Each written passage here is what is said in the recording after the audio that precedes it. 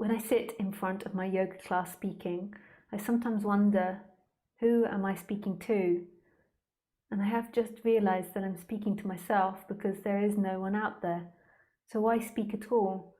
Maybe make things clear to myself? I don't know.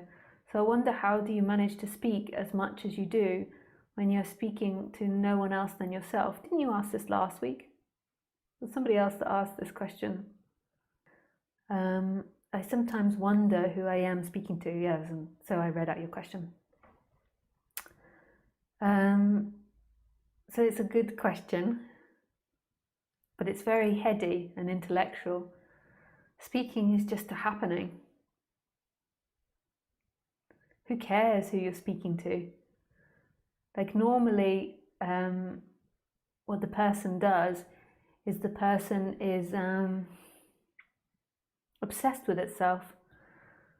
So it's like thinking that it has to have purpose and reason, and who am I speaking to? Like, who am I teaching? And it thinks about all of these things intellectually, rather than just being in the moment and letting speaking happen in that moment. Like, you've got a yoga class to teach, so you have the intention to teach the yoga class, and then hopefully, just like if I had to teach someone how to use my MacBook, then hopefully those words would come out. There's no existential thinking that needs to go into that. It's like baking a cake. You're not going to get all existential about who are you talking to when you're baking a cake. You're just speaking, you're teaching, and that's what's happening.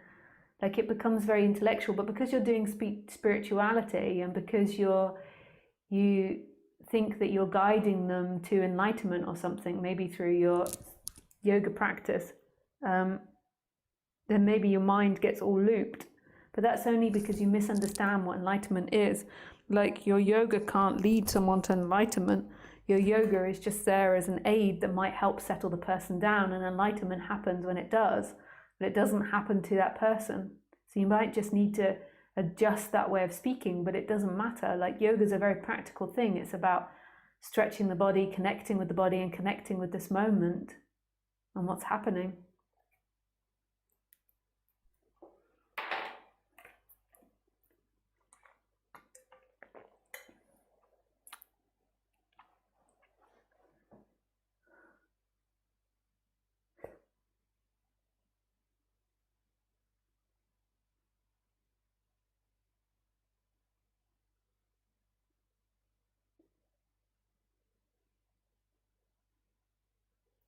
So believe it or not, that's a very heady answer, like conundrum that you're in. You don't need to think about that and make things complicated. There is no one speaking. Speaking happens, and you're not speaking to anyone. But you don't even need to think about that. Speaking simply happens. Someone asks a question, you're human, you answer it. The same with baking a cake. But your motivation is a lie. The idea that you have to have motivation, that you can't speak now that you realize that you're nobody. These are all lies. It goes on the same way as before. There's an appearance of people, and then speaking happens. Just like if you've got an itching happens, or if you've got a broken leg, you fix a broken leg. Like, it's a practicality. In the past, you used to think and believe you were speaking to someone, but it's a functioning of this life. You're not speaking to anyone, but by saying to the other person, you put 2 eggs into that bowl, they crack 2 eggs into that bowl. By saying, spread your legs for this yoga pose, then they spread their legs.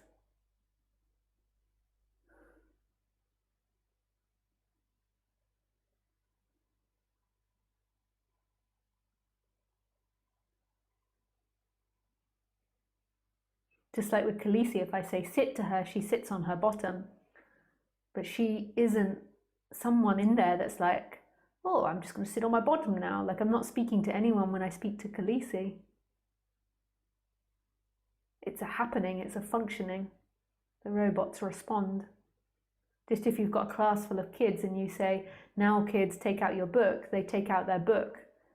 But what the human is always telling themselves is that they have free will and choice to take out that book, and they have free will and choice to speak to the kids, and that they are someone inside of their body speaking to someone inside of the kid's body, whereas actually speaking is like the wind blowing and the trees moving to that wind.